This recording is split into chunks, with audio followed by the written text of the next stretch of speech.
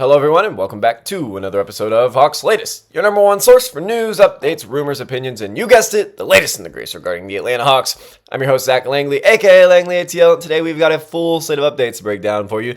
This is the 141st episode of Hawks Latest presented by FanArt, so hopefully you guys have been enjoying the ride. I know I have, and before this video gets started, if you guys could go ahead and hit that like button and subscribe, it would be very much appreciated. But like I said, a lot to cover today because we're going to be breaking down both of the games that happened over the weekend. I know we didn't get to cover a lot of it. I haven't been super active on this channel. I've been a little sick. I haven't been feeling my best. So, but we back. We back with the coverage, and definitely want to keep you guys updated on what we've got going on. But yeah, the Hawks lost to the Denver Nuggets. That was a heartbreaking one, and I definitely wanted to talk about that. Everything that kind of happened in like the late game, and just moving forward, and then the game that happened actually after that, which was a bounce back win over the Washington Wizards, an opponent that the Hawks don't always win, even though they don't always beat, even though they probably always should. And then also after that, we're going to do the latest developments surrounding Kristaps Porzingis' unexpected move to the bench. You can say it's unexpected, but this kind of felt inevitable,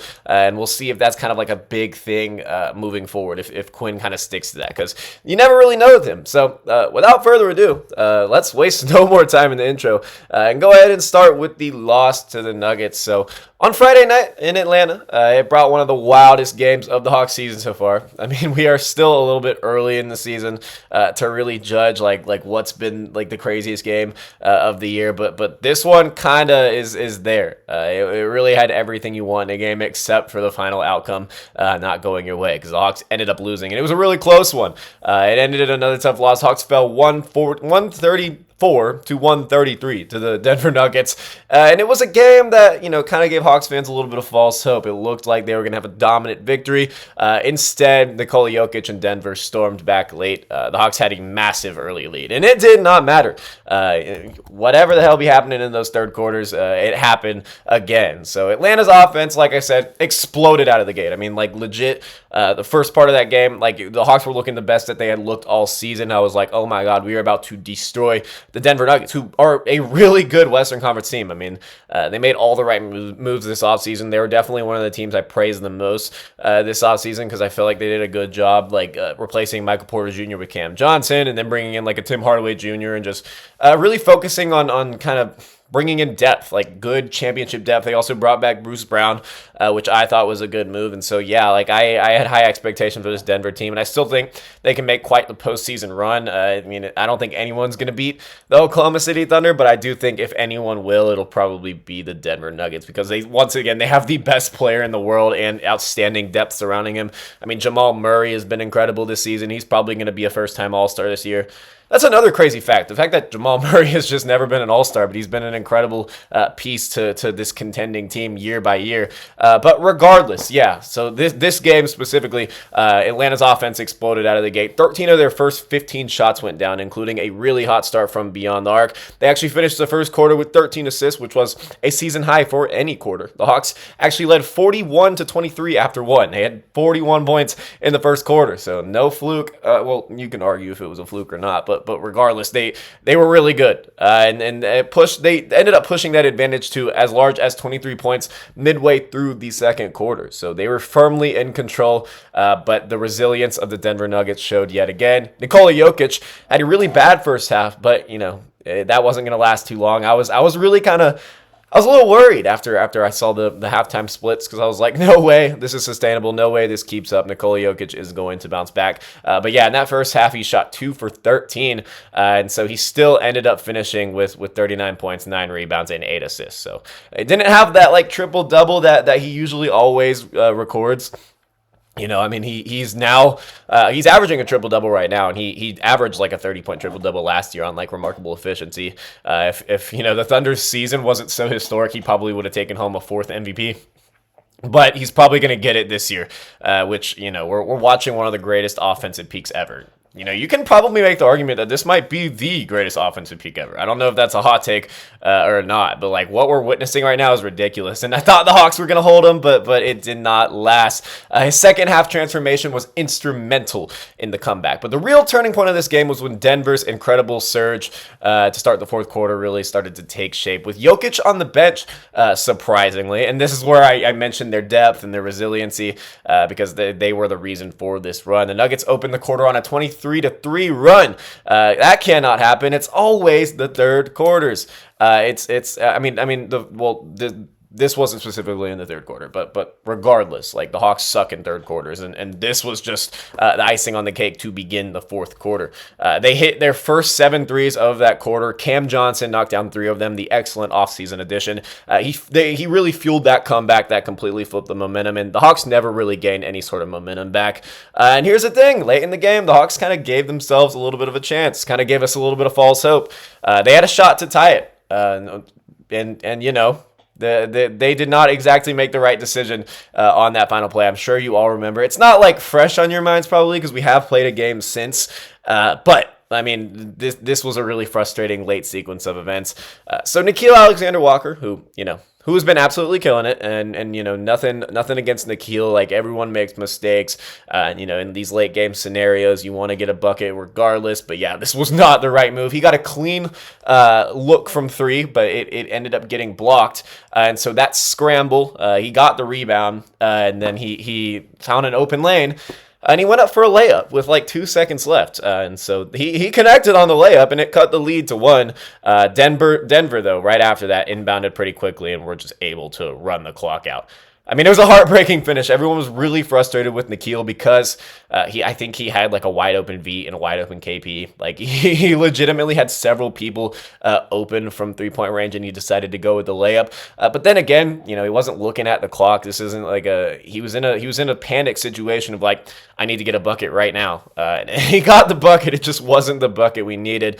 And who knows if one of those 3-point shooters would have even hit that look. But I mean, they had several good looks. So that's why I say it's heartbreaking, because like it was right there. Atlanta had controlled that game for most of the night, and then Denver just locked in when they needed to, and they got the win. So Alexander Walker finished with 30 again. Kristaps Porzingis added 25 off the bench, and that's a notable development that we're going to talk about in the final segment. But the real headline was honestly it was Jalen Johnson. And once again, I mean, why would it not be Jalen Johnson? He has been absolutely killing it, and I want to start this entire next segment with him and how he played in that game against Denver, but also just really kind of transition into how he's played all season. So let's talk about one of the best stories in the NBA right now, the emergence of Jalen Johnson.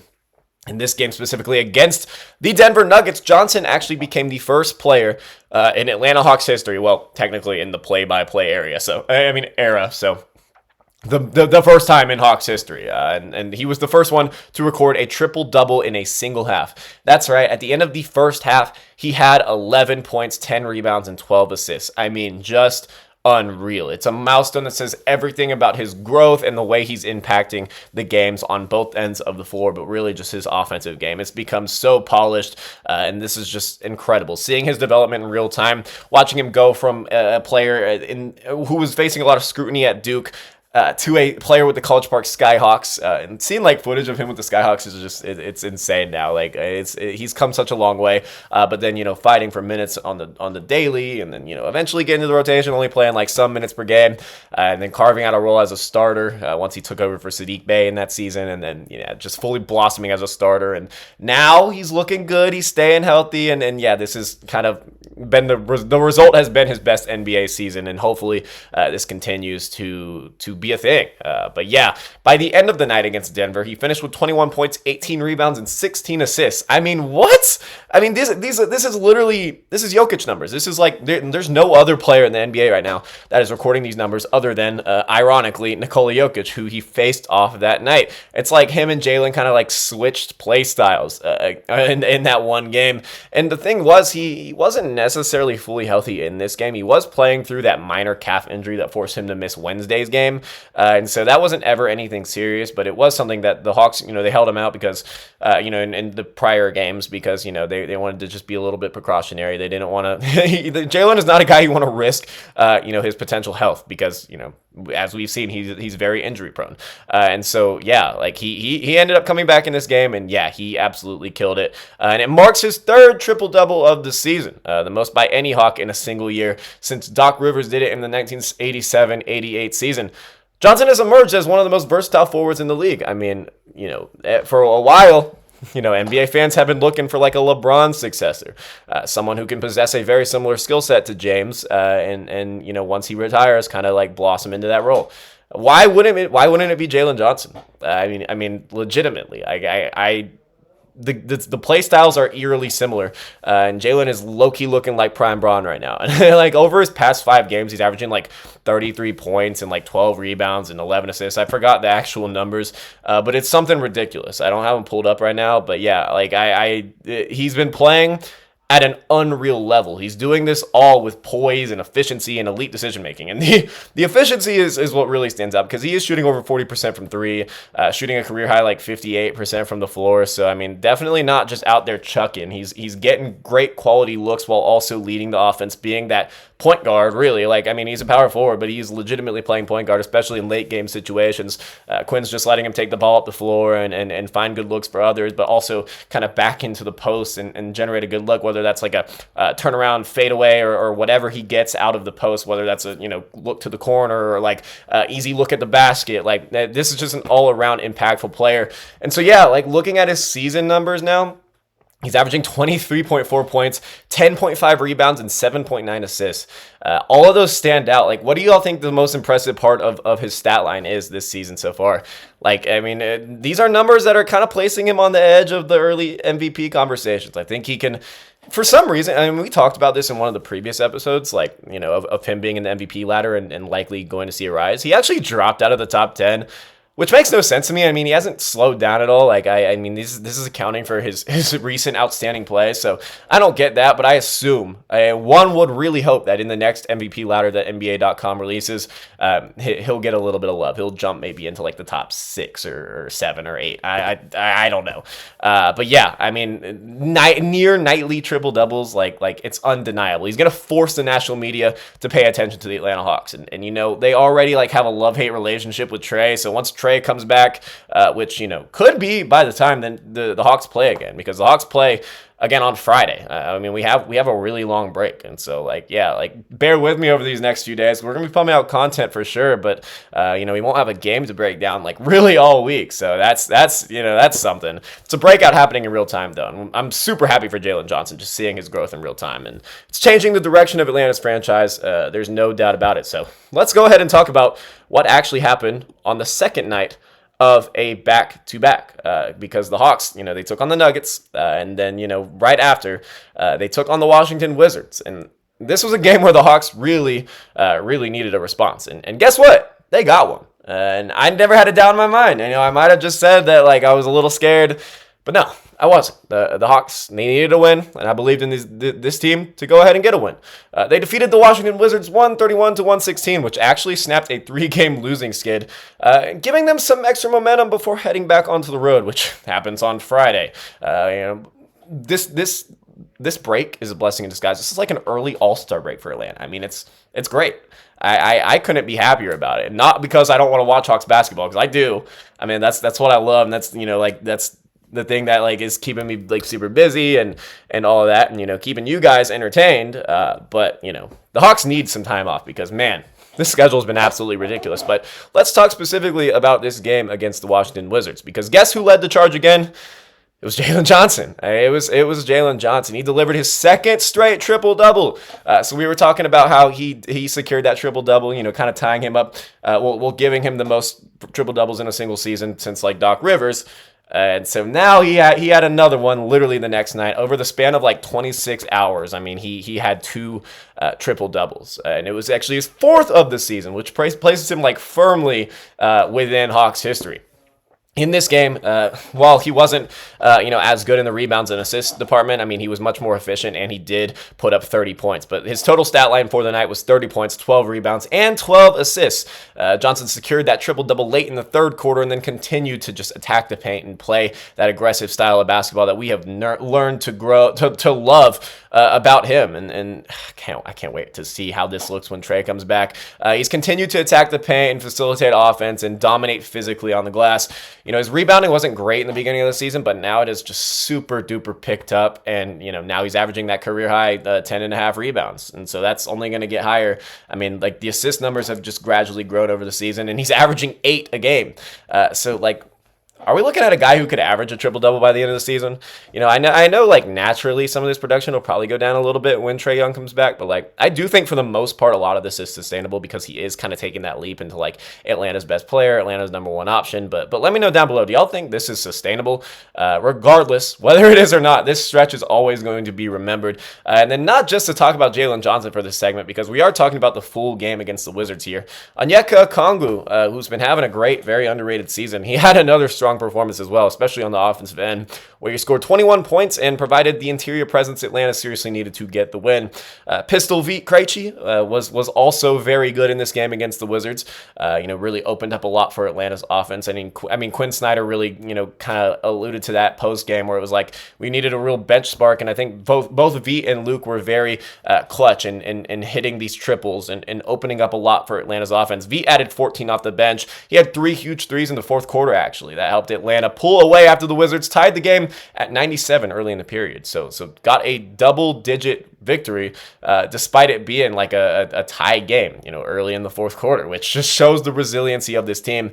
And yeah, like the depth is what really stood out and what got Atlanta the victory. I mean, Washington was very shorthanded, but regardless, guys, like, a win is a win, and especially against a Wizards team who the Hawks, for whatever reason in the world, don't match up very well, like, historically against. Like, earlier this season, despite playing a great stretch of games before that, like, they lost to the Wizards. They got beat up by the Wizards, and CJ McCollum had like 40 something, and like Alex Sarr killed us, but Alex Sarr was out for this game. But regardless, like, I mean, they don't match up well against the Wizards. They never have. Like, last year, they lost several big games to the Wizards. And, this is we're probably going to lose to the Wizards again this season. That's the unfortunate reality. I don't want to, like, put that out into the universe, but I don't think I really control that, because for some reason they just always lose to the Wizards. But that was not the case in this game. And Washington did, like I said, they tied the game in that fourth quarter, and it was really because of their three-point shot making. They stayed competitive, really thanks to that. They had 17 makes on 28 attempts, so, like, great, very good efficiency there.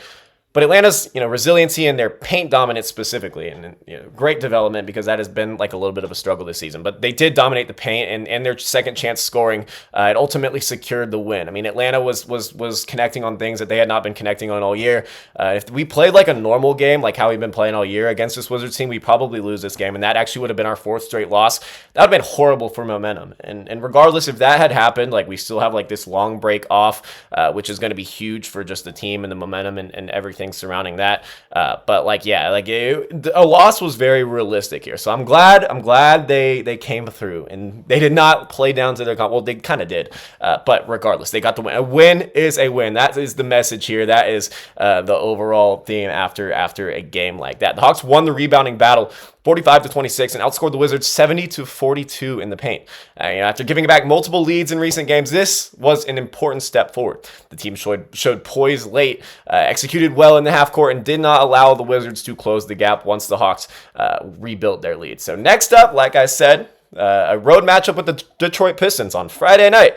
Y'all are seeing this on Monday. Our next game's on Friday, so it's going to be a little bit like the off season for this next week on this channel. So we don't really have a lot of games to break down, but don't worry, I'm going to be super active regardless. I'm going to be writing articles. I'm going to actually have some exciting news that I can share with y'all pretty soon. But I'm working for another writing company, and so I'll definitely be putting out some more content there. So if you don't follow me on Twitter already, definitely be sure to do that, because y'all aren't going to want to miss out on the content that I have over this week. But we will just be continuing to upload on this channel, regardless of if we're playing games or not. It's a great chance to string together wins and rebuild momentum. And before we move on to the final segment, well, actually, let's go ahead and move on to the final segment. Let me drink some water. Okay, so moving on. One of the more surprising storylines from the Denver game, came before the ball even tipped, and so we're kind of bringing it back a little bit to the thing that we talked about in the very beginning. But Kristaps Porzingis, the major offseason acquisition by the Atlanta Hawks, He came off the bench for the first time in a regular season game since 2017. So Porzingis had missed 4 straight games due to an illness. So he was placed on a minutes restriction. And so we gotta kind of be like careful about this, because we don't know if this is a permanent thing. Because Onyeka Okongwu did start, and this has been something we've been kind of pushing for on this channel, and you know, really not all off season, because I was excited about KP, but like I thought it was realistic that Onyeka would eventually go into that starting lineup, and so like he has, but you know, KP, they're managing his minutes moving forward, and so he was technically on a minutes restriction, so we don't know how permanent this is going to be. Head coach Quinn Snyder opted to bring him off the bench to manage his minutes more effectively, and he did just that. He played 20 minutes. So Porzingis admitted in postgame that it wasn't necessarily his preference, but he understood the decision, and he emphasized his commitment to helping the team in any role necessary. And you love that from a vet. You know, I think Porzingis kind of understood like Atlanta wasn't his necessarily like his top option. You know, it was a very unexpected thing for him, and he noted that that like getting traded to Atlanta. So I'm sure he was open to really any role, and so he started the season as the starting center. But you know, Onyeka is just undeniable. Onyeka starting is inevitable, because he has proven time and time again that he deserves to be a starting center in the NBA. And so in this lone game off the bench that he has played this year for the Hawks, he delivered. And against the Nuggets, he scored 25 points, like we said earlier, but it was on 9 of 13 shooting.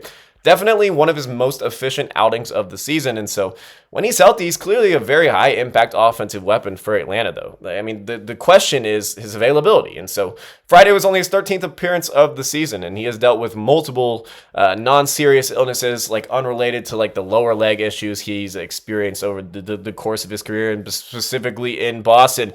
Porzingis says he feels confident in his long-term health and is eager to get back into a rhythm, but Atlanta might soon have to face the reality of it.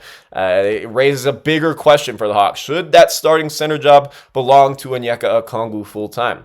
And we don't really know if this is a permanent decision that Quinn Snyder made, just because he alluded to the fact that it was a minutes restriction. And so that when you say that a player's on a minutes restriction and they come off the bench, it's very much known that it's not a permanent thing. But this is a unique situation here, because Onyeka has been killing it. Onyeka is much younger. Onyeka has the organizational familiarity. We've seen in games when they've thrown KP into the starting lineup, the chemistry is all messed up, and they don't nearly look as good as they do when Onyeka's in.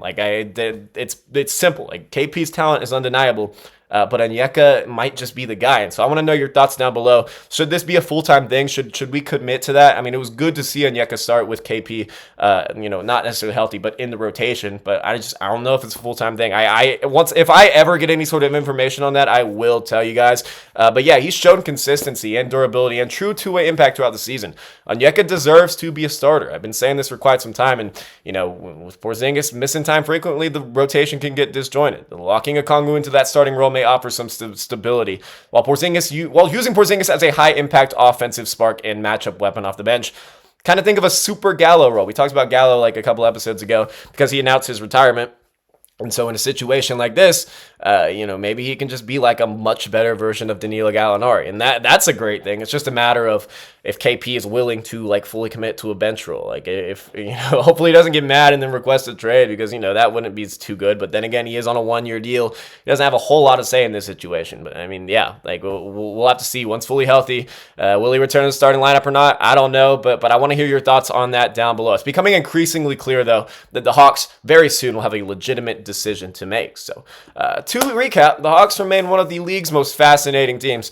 They have flashes of brilliance and historic moments from emerging stars, and a lot of challenges that still need solving. Jalen Johnson's rise continues to be one of the best stories in basketball, and it certainly has been for Hawks fans around the world. And as this group gets healthy, the potential is still very much there for a strong midseason push and a high seed come playoff time. So that's going to do it for today's episode of Hawks Latest. If you enjoyed today's breakdown, be sure to like, subscribe, and hit the notification bell so you don't miss a single update here on the channel. We're going to be pumping out videos every single day, keeping you guys informed on the latest and the greatest regarding the Atlanta Hawks. But let me know down below in the comments, what were your thoughts on the loss to the Nuggets, the very close loss to the Denver Nuggets, and what are your thoughts on Jalen Johnson just being a triple-double machine? Sorry, Russell Westbrook, Mr. Triple-Double is now Jalen Johnson. Sorry, Oscar Robertson. Sorry, Russell Westbrook. it's Jalen Johnson. Now, I'm sorry, but Hawks Wizards. What were your thoughts on that? That very important win to not lose 4 in a row and to kind of gain some momentum as we go into this break. And what were your thoughts on KP coming off the bench? Do you think that should be a permanent thing? I think it should, but I want to hear your thoughts down below because the ceiling is definitely higher with KP in the starting lineup. But just the realisticness of the situation. So let me know that all down below. But once again, thank you guys so much for watching. I'm Zach Langley, aka Langley ATL, and I will see you guys next time.